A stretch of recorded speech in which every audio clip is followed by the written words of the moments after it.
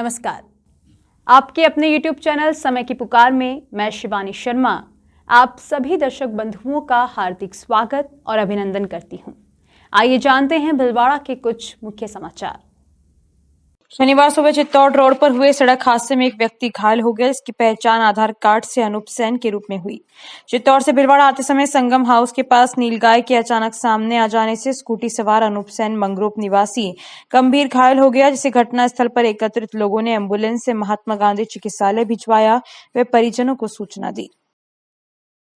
शाहपुरा के रामनिवास धाम में रामस्नेही संप्रदाय के संस्थापक आद्याचार्य महाप्रभु स्वामी रामचरण महाराज के 225वें निर्वाण महोत्सव का शुभारंभ आचार्य रामदयाल के कर कमलों से शुक्रवार को श्रद्धा व आस्था के महाकुंभ के रूप में हुआ। रामनिवास धाम में बारादरी, कंबलजी, स्तंभजी व आचार्य श्री व अन्य संत दर्शनों के लिए लोगों की भीड़ देखने को मिली। रामदयाल महाराज ने कहा कि राम का नाम हर समस्या का समाधान करता है। 9 अप्रैल को 3 से 25 वर्ष तक के बालक बालिकाओं के लिए प्रश्नोत्तरी कार्यक्रम तथा रक्तदान शिविर रामनिवास धाम में आयोजित होगा। 10 अप्रैल को 40 से 60 वर्ष के पुरुषों के लिए प्रश्नोत्तरी कार्यक्रम होगा। इससे पूर्व शनिवार को देश के कोने कोने से रामस्नेही अनुरागियों का हुजूम उमड़ा। आचार्य रामदयाल ने कहा कि राम नाम से बड़ी कोई औषधि नहीं है। नियमित राम नाम स्मरण करने वाले का बेड़ा पार हो जाता है। रामनिवास धाम में दीनदयाल विमला मारू ने आचार्य के समक्ष व्रत धारण किया। सांसद सुभाष बहेड़िया ने आचार्य श्री के दर्शन कर आशीर्वाद लिया। रामस्नेही चिकित्सालय अनुसंधान केंद्र भीलवाड़ा की मेडिकल टीम के निर्देशन में होने वाले रक्तदान शिविर में 225 यूनिट रक्त संग्रह करने का लक्ष्य निर्धारित किया गया। पवन बांगर ने बताया कि रक्तदाताओं को आकर्षक उपहार देकर सम्मानित किया जाएगा। अंतर्राष्ट्रीय रामस्नेही संप्रदाय के जन्मदाता का 225वां निर्वाण महोत्सव आज से प्रारंभ हो चुका है। देश के कोने कोने से भक्तों का जन सैलाब उमड़ना प्रारंभ हो चुका है। आज प्रातःकाल 5 से 6 रामधुनी, 6:30 से 7:30 तक योग शिविर, 9 बजे वाणी जी का पाठ और 10 बजे से 11:30 बजे तक प्रवचन की श्रृंखला चली। आज के पवन प्रवचन में हमारे भिव भंडारी जी ने रामस्नेही संप्रदाय पर प्रकाश डाला और संस्कार कैसे होना चाहिए, क्या परंपराएं हैं, इस प्रकार की अपनी चर्चा अध्यात्मवाद के साथ कही। तत्पश्चात अनुभववाणी में 21 ग्रंथ हैं, 5 ग्रंथ प्रमुख हैं। उस पर गुरु महिमा ग्रंथ पर आज चर्चा प्रारंभ हुई है। गुरु महिमा ग्रंथ में 20 चौपाई हैं।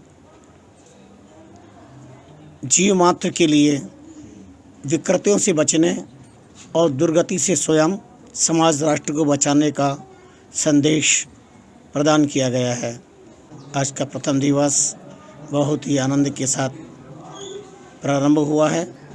हर्षोल्लास से शाहपुरा के अंतर्राष्ट्रीय रामस्नेही संप्रदाय के सभी अनुयायी, जिन्हें हम रामस्नेही भाई के नाम से पुकारते हैं, पूरी टीम हर्षोल्लास के साथ लगी हुई है। कई दिनों की उनकी मेहनत रंग ला रही है और पूरी आत्मीयता के साथ, समर्पण भाव के साथ इस आयोजन को एक अंजाम दिया जा रहा है। आज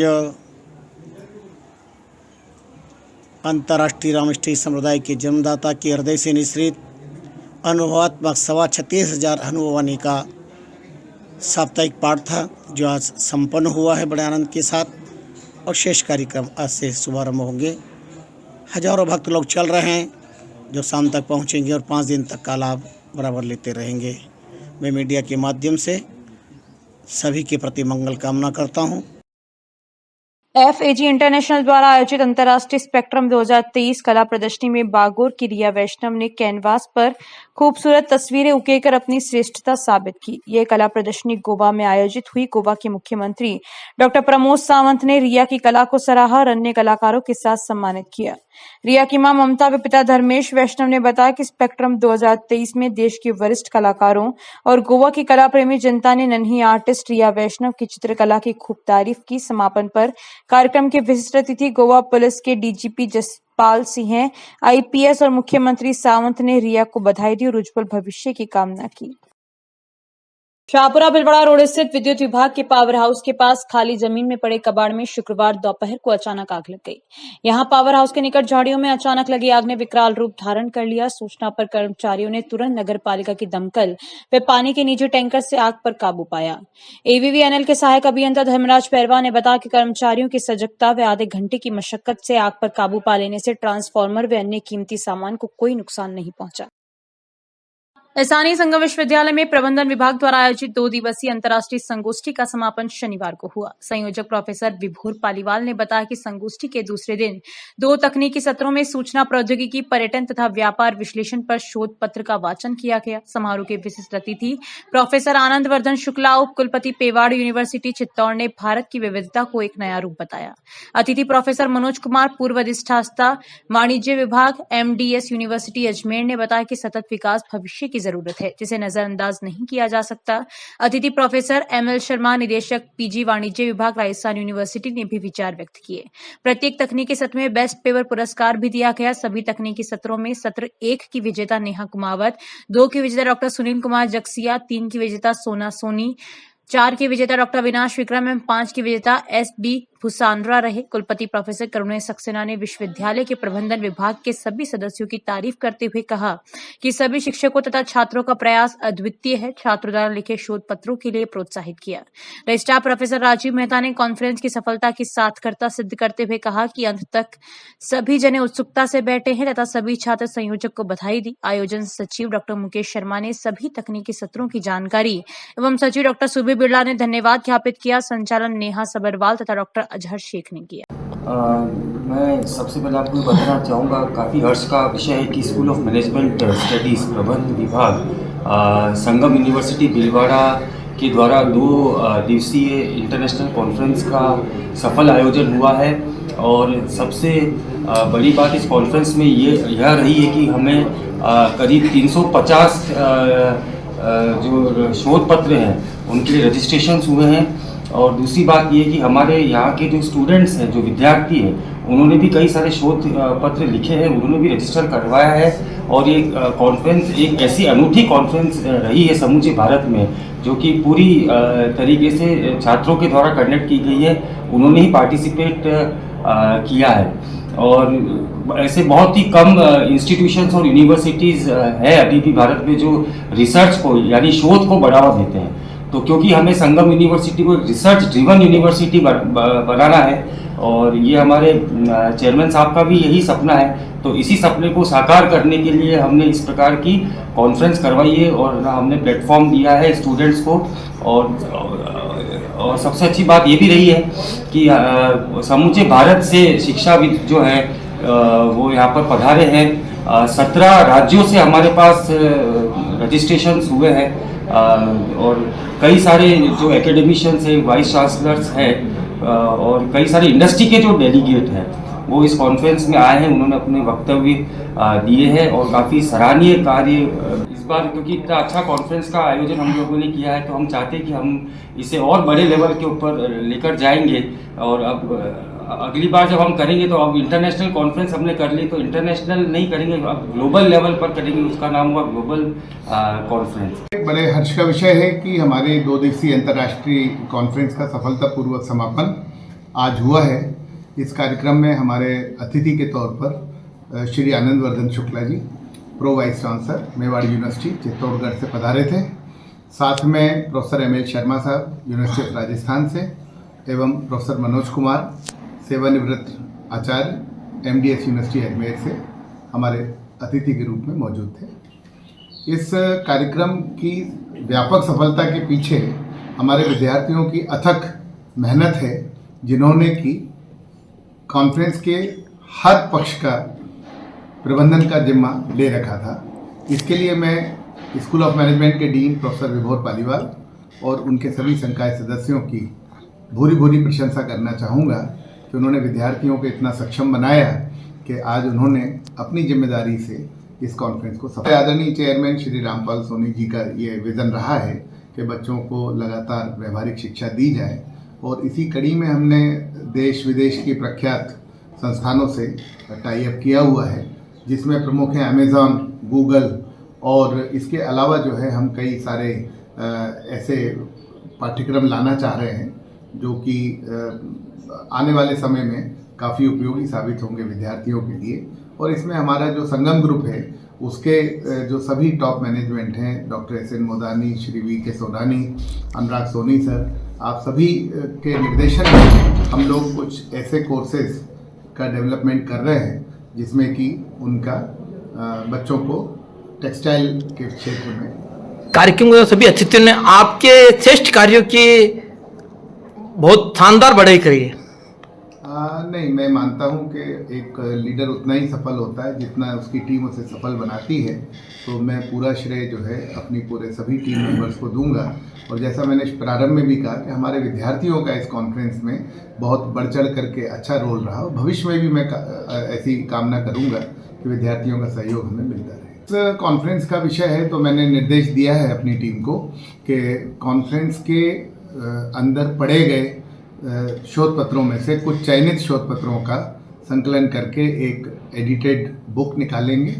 इसके अलावा जो है कॉन्फ्रेंस के आउटकम पर आधारित एक वाइट पेपर बना के केंद्र एवं राज्य सरकार को भेजा जाएगा, जिसमें कि इसका स्पष्ट ब्यौरा होगा कि अगर हमारे फ्यूचर को सस्टेनेबल बनाना है तो किस प्रकार की कौन कौन सी मैनेजमेंट प्रैक्टिसेस हमें काम में लेना। अच्छा लगा यहाँ आकर के, और ये जो अंतर्राष्ट्रीय सेमिनार यहाँ पे हो रही थी, यहाँ जो विद्यार्थियों का और फैकल्टी का जो जोश देखा और जो कमिटमेंट देखा अच्छा से अच्छा शो करने की, इवन जो पेपर प्रेजेंट किए गए उनके बारे में जो जानकारी मिली, मुझे बड़ी खुशी हुई कि इतना सफल आयोजन संगम विश्वविद्यालय ने यहाँ पे किया है।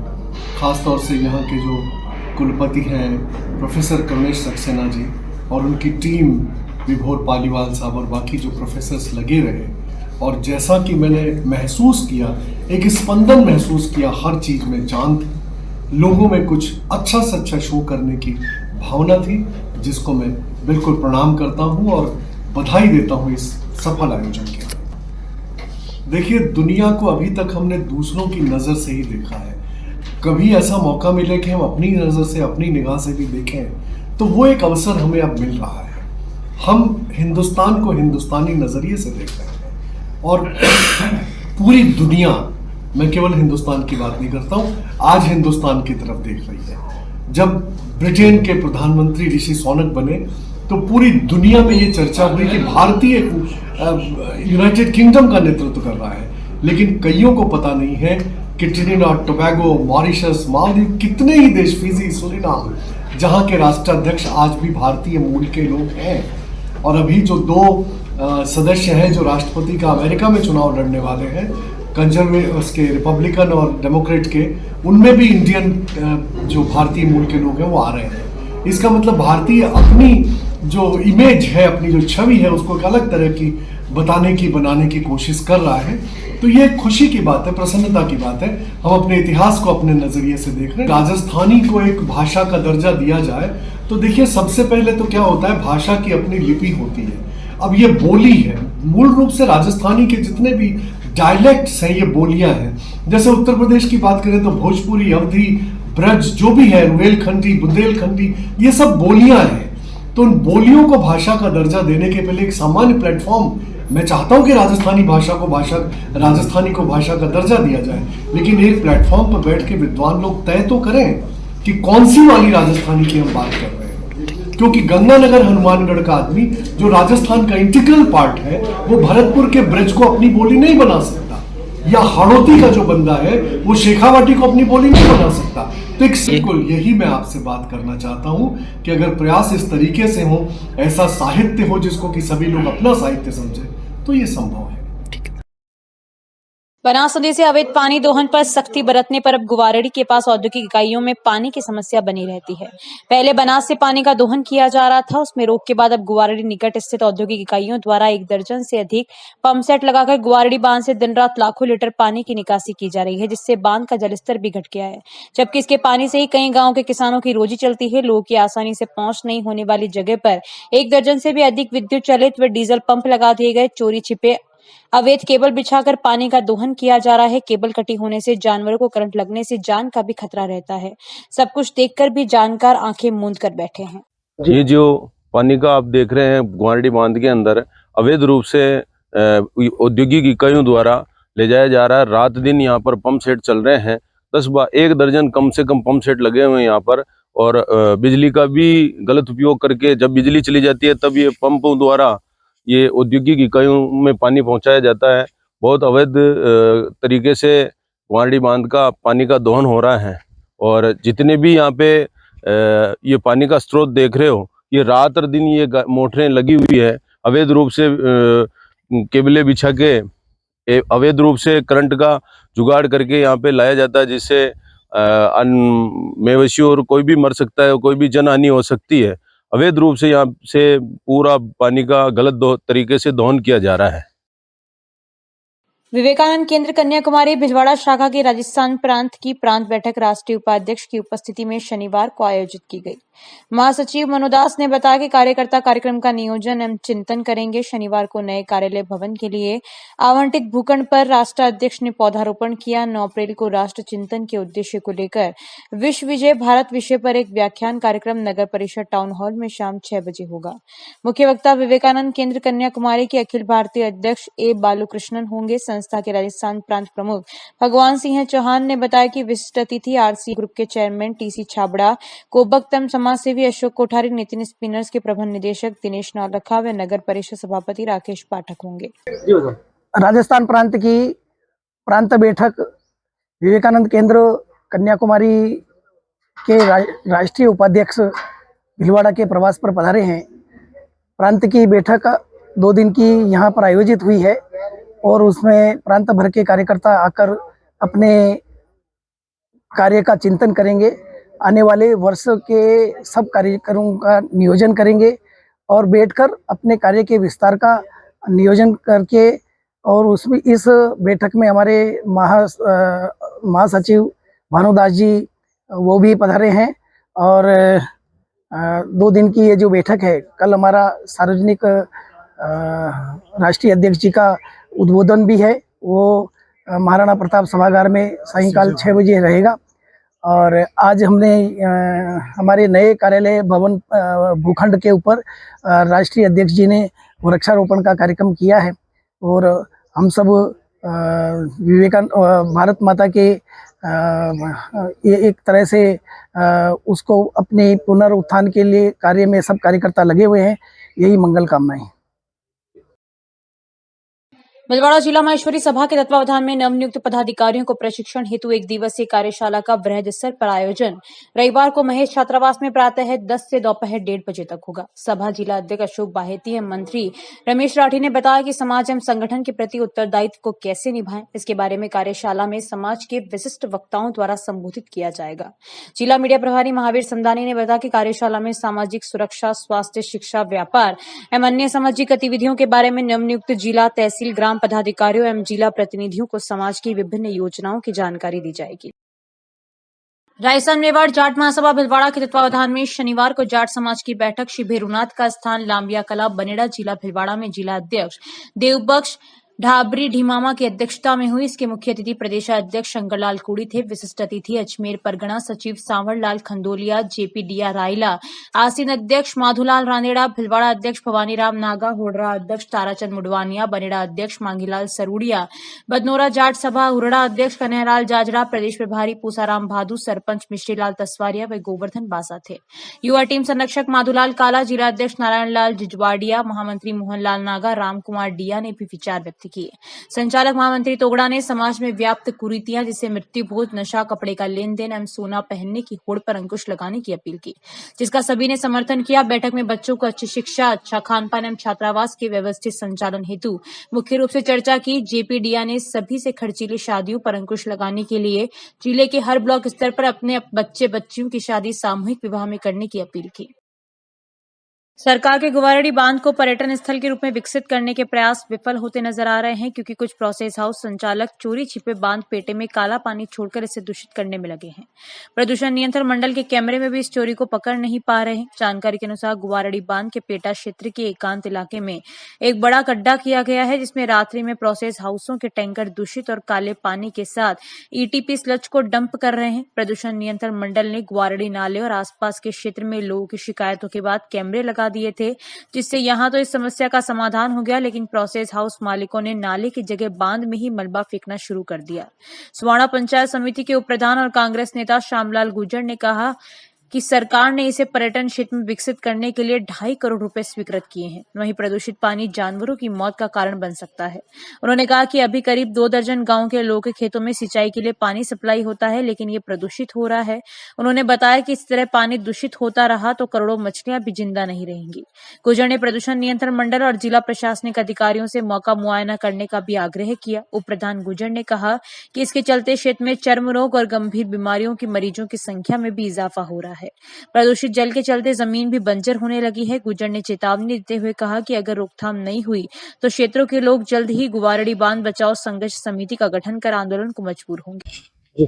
भीलवाड़ा में एक तरफ जहां बनास और कोठारी नदी दूषित पानी से ग्रसित हो चुकी है, केवल भीलवाड़ा से 5 किलोमीटर दूरी पर यह गुवारड़ी बांध स्थित है, जो पेयजल का बहुत बड़ा स्रोत है। यहाँ के कम से कम 25-30 गाँवों को कृषि भूमि के लिए, खेती के लिए यहाँ से अच्छा पानी मिलता है, शुद्ध पानी मिलता है। वहीं औद्योगिक इकाइयों द्वारा गलत तरीके से जो अभी फैक्ट्रियों के अंदर पानी बाहर नहीं निकालने की एक मुहिम चलाई थी सरकार ने, तो इन्होंने बाहर नहीं निकाल कर जो सलज बचता है वो यहाँ पे पानी गलत तरीके से दोहन किया जा रहा है। यहाँ पे गलत तरीके से दोहन करके गुवारड़ी बांध में डाला जा रहा है, जिससे पानी अशुद्ध तो हो ही रहा है, साथ ही साथ पर्यावरण के लिए भी बहुत बड़ा ये खतरा है।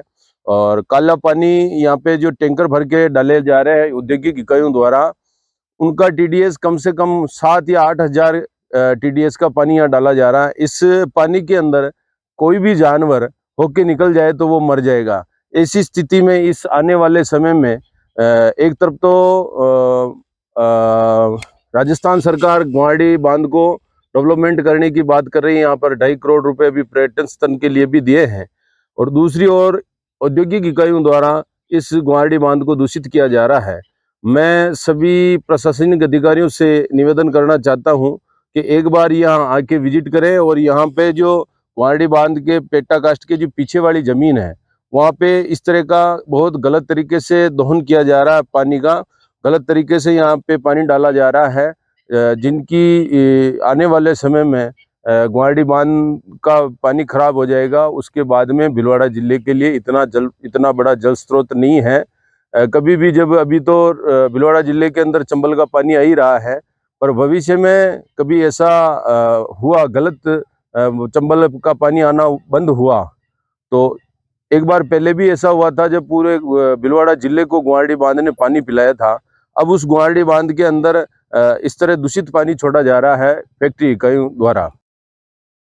शाहपुरा तहसीलदार रामकिशोर जांगिड़ ने कस्बे की श्री पशुपति गौशाला का शनिवार को निरीक्षण किया। सरान चारे के लिए बने 3 भंडार गृह का अवलोकन किया। उन्होंने सचिव अनिल लोढ़ा, व्यवस्थापक माधव प्रसाद शर्मा से गौशाला की विस्तृत जानकारी लेते हुए समस्याएं जानी।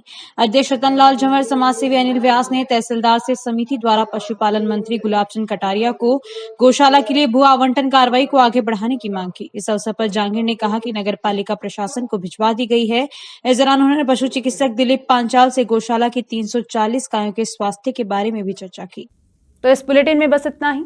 यदि यह आपको पसंद आया हो तो इसे लाइक और शेयर अवश्य करें, और आपके अपने YouTube चैनल समय की पुकार को सब्सक्राइब करना ना भूलें। धन्यवाद। जय हिंद, जय भारत।